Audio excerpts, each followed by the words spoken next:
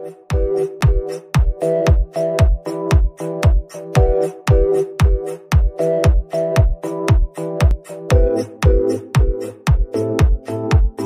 students, this is Srikanth Tadvarti. You watching Srikanth Ideal Chemistry. In this video, we are discussing about collision theory. So, according to collision theory, to get the products in a chemical reaction, the reacting species collide with each other. So, this is the basics of collision theory. What is? According to collision theory, to get the products in a chemical reaction, the reactant species must be collide to each other. So this is the first point. According to collision theory,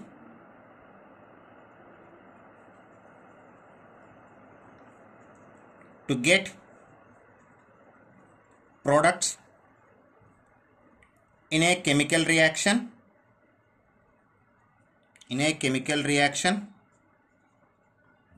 the reactants or the reacting species collide to each other or collide to one another. Okay, this is the basics of collision theory. So according to collision theory, the number of collisions takes place per second per unit volume we call as a collision frequency. Once again listen. According to collision theory, the number of collisions takes place per second per unit volume of reaction mixture is known as a collision frequency. According to collision theory, the number of collisions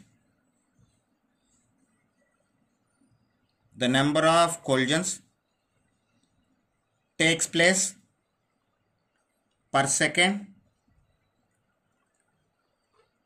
per unit volume of reaction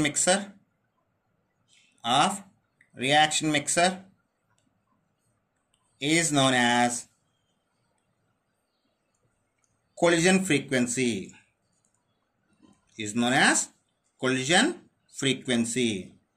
The collision frequency can be represented by capital Z. Actually, the value of collision frequency normally very high, and particularly for binary collisions at ordinary conditions of temperature and pressure, the collision frequencies must be present in between of 10 power 25 to 10 power 28. What is the value of collision frequency is very high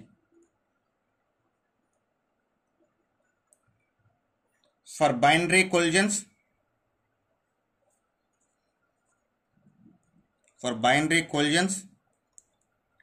Its value is 10 power 25 to 10 power 28 at ordinary temperature and pressure. And according to collision theory, we already discussed, to give the products, the reacting molecules must be collide to each other. But all collisions cannot give the products. So based on this, the collisions are two types. The collisions which can give the products we call as effective collisions, and the collisions which cannot give the products we call as ineffective collisions. What is? The collisions which can give the products we call as effective collisions. The collisions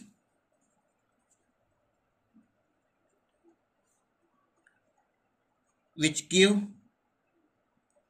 products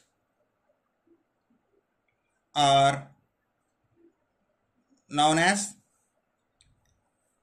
effective collisions. At the same time, the collisions doesn't give the products we call as ineffective collisions. The collisions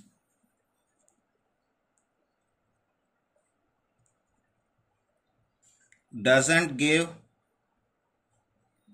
products are known as ineffective collisions. Ineffective collisions. Generally, the effective collisions can be depends upon two factors. One is energy factor, another one is orientation factor. So based on the energy factor and orientation factor, the effective collisions can give the products. So the collisions depends upon the effective collisions. The effective collisions depends upon two factors. Those are energy factor and frequency orientation factor. One is energy factor,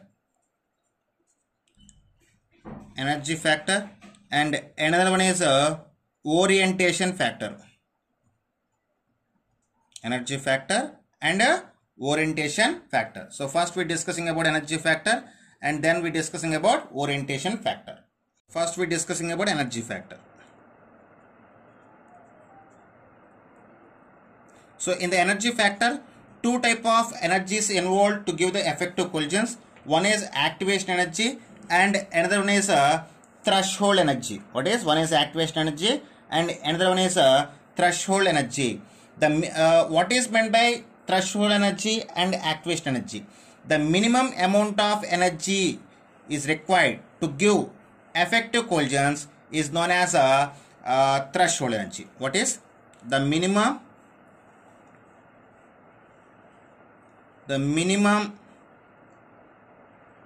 amount of energy required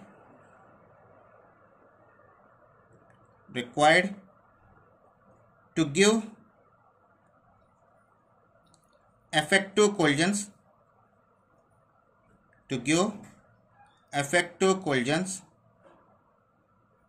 is known as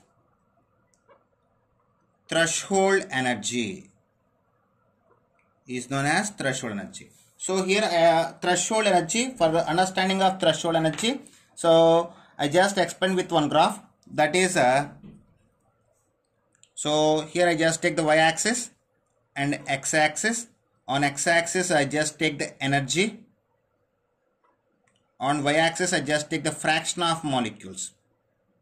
What is fraction of molecules?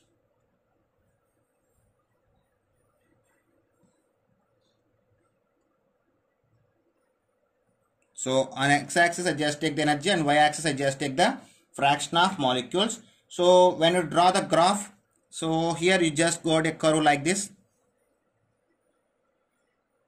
Okay, so here what we show the part,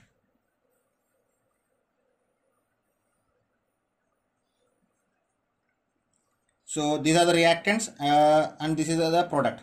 So here the E we call as threshold energy. So the minimum amount of energy to give the products we call as a threshold energy. And in some cases we have very less amount of energy to give the products. So in that situation we supply the external energy to give the effective collisions. That external energy we call as activation energy. I mean the minimum amount of external energy is required to give effective collisions we call as activation energy.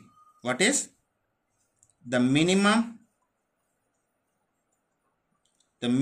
amount of external energy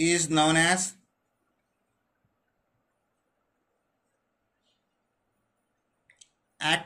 to give effective collisions is known as activation energy. The minimum amount of external energy required to give effective collisions is known as activation energy. Here I just give the one relative formula. Activation energy is equal to threshold energy minus average kinetic energy of reacting molecules. What is here? activation energy is equal to threshold energy minus average kinetic energy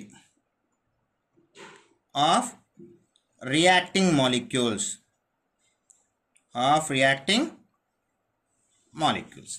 and we can express the same formula in terms of threshold energy. So here I just give the formula in terms of activation energy. Suppose if you express the same formula in terms of threshold energy, it is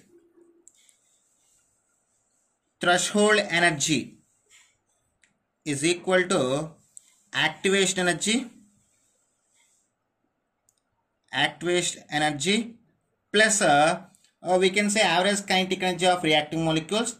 This is, we can say in a different way, potential energy of reacting molecules. Activation energy plus potential energy of reacting molecules.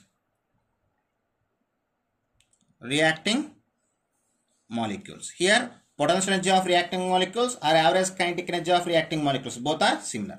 And next next rule or next point, a collision between high energy molecules form a unstable molecular cluster. I mean intermediate.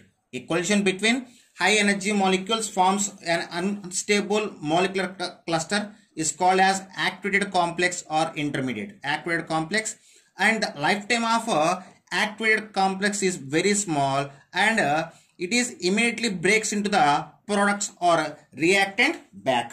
So I mean when reactive molecules are collide to each other due to high energy, they can be formed the activated complex. Those the life of activated complex is very small. Why? Because these are intermediates. Intermediates can't be exist for very long time. So those are immediately break into the products or reactants to back. Okay, that is depends on effective collisions or ineffective collisions. So next point, a collision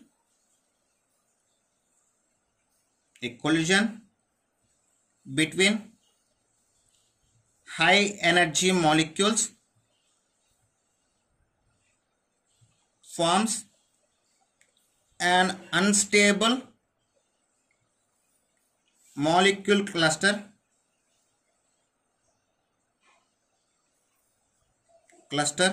called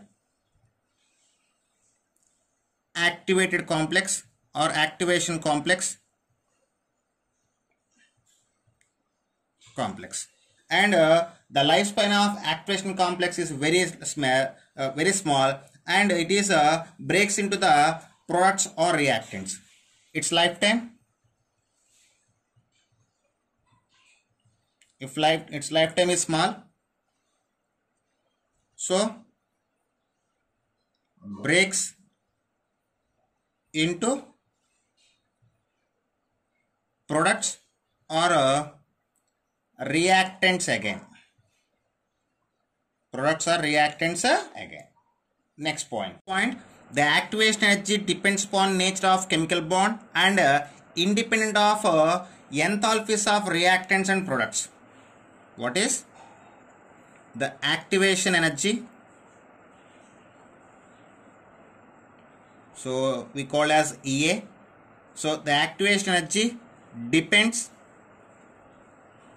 upon nature of chemical bond and independent on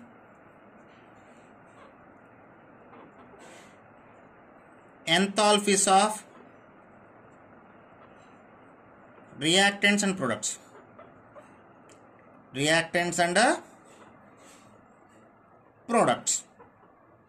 Okay, so generally in a chemical reaction, the reactants are converted into the products with involvement of energy change. That means whether gaining of energy or losing of energy. Suppose in a given reaction, energy is absorbed or gained, we call as endothermic reaction, and in the given reaction, energy is loss or energy can be produced or released, we call as exothermic reaction. What is a chemical reaction?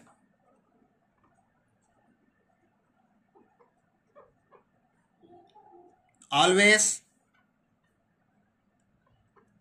involvement of energy change,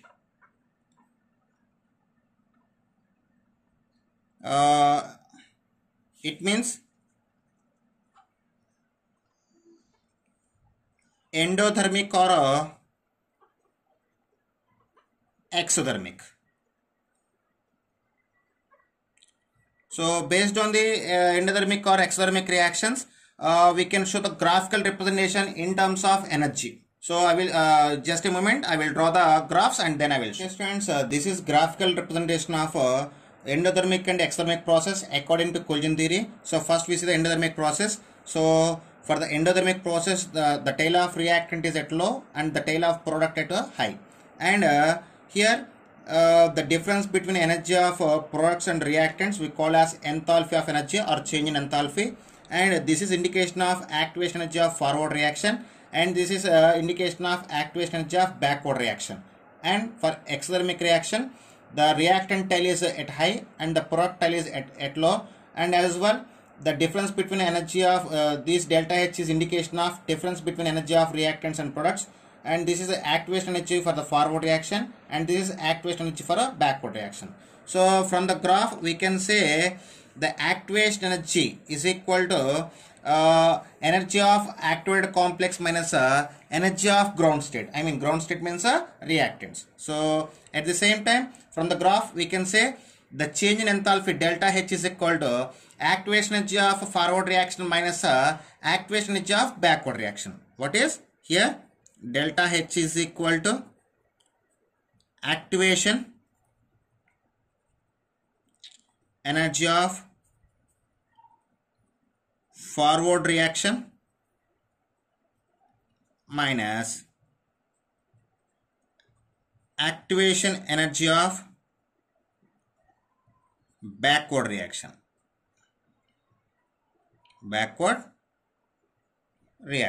So with symbols it can be written as EF minus EB. So delta H is equal to activation energy of forward reaction minus activation energy of backward reaction. So these formula and this type of graphical representation very important objective pattern. They give the graphs and they asking about the graph which is indication of exothermic or endothermic. At the same time they asking about which of the following graph indication of exothermic or endothermic reaction. So this is about energy factor. Next, orientation factor. So in orientation factor, if the reactant species can participate in the collisions in proper orientation, then the reaction is fast, and those in proper orientation, the collisions between reacting species we call as effective collisions, and those effective collisions are leads to the products. Suppose if the reacting species can participate in collision in improper orientation, leads to ineffective collisions, and though there is no reaction can be possible and they can form the reactants back. So if reacting species can participate collisions in a proper orientation, then effective collisions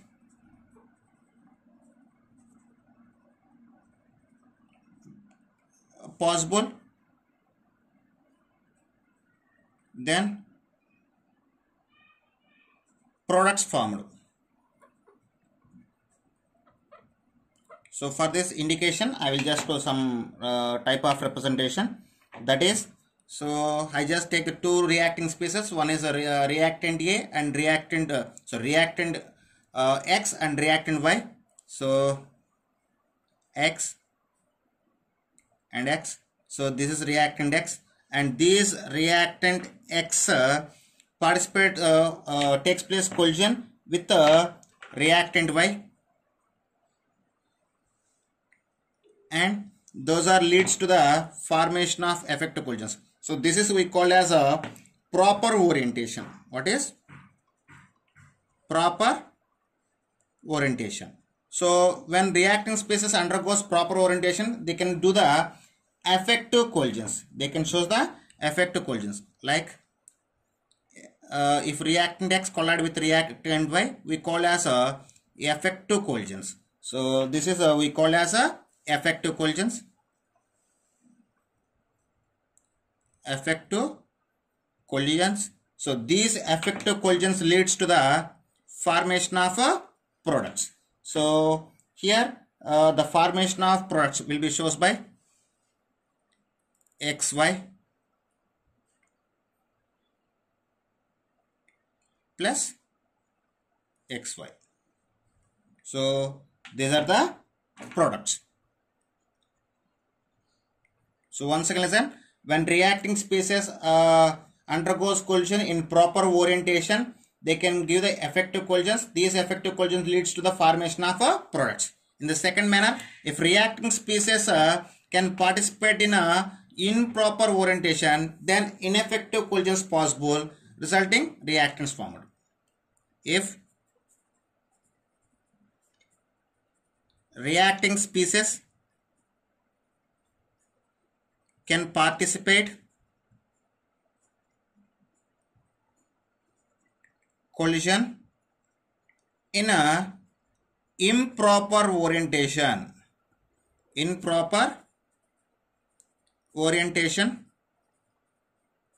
leads to ineffective collisions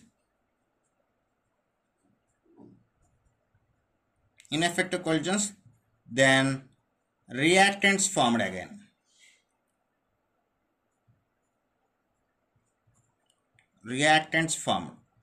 Okay, so these ineffective collisions can be shown by, so here I just take the reactant X again, then I just take the products, I mean another reactant Y. So when these two reactants can be collide with the proper orientation, improper orientation,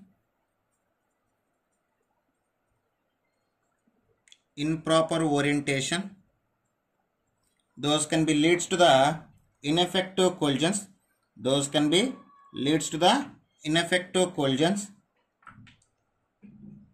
I mean ineffective collisions means collision between X and X molecules and Y and Y molecules.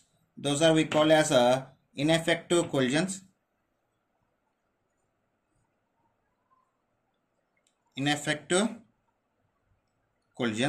So these ineffective collisions leads to the formation of reactants back. Those are leads to formation of reactants back. So then we get reactants X plus Y. So those are we call as reactants.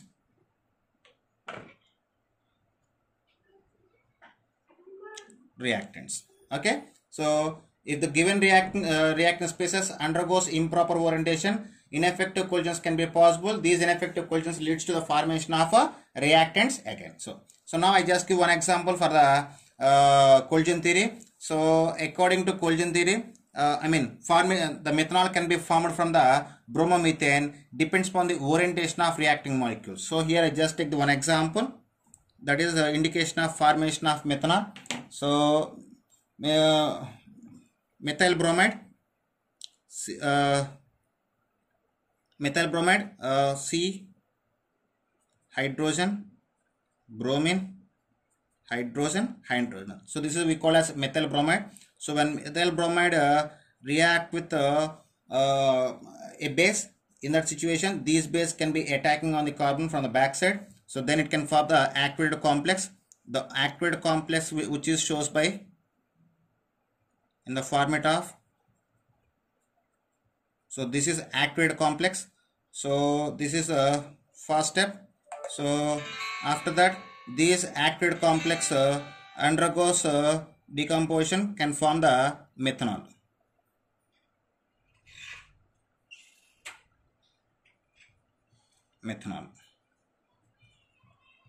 By the loss of bromide. So once again listen, here when methyl bromide undergoes reaction with a base, it can form the activated complex. What is it? Can form the activated complex, resulting it can form the methanol. So the lifespan of activated complex is very small, so it is break into the products. So this is the example for the formation of this example is depends upon collision theory. Okay students, this is about collision theory. If you like my concept, please subscribe to my channel. Please like and share my videos. Thank you. In the next video, we will discussing about some numericals based on collision theory. That's all.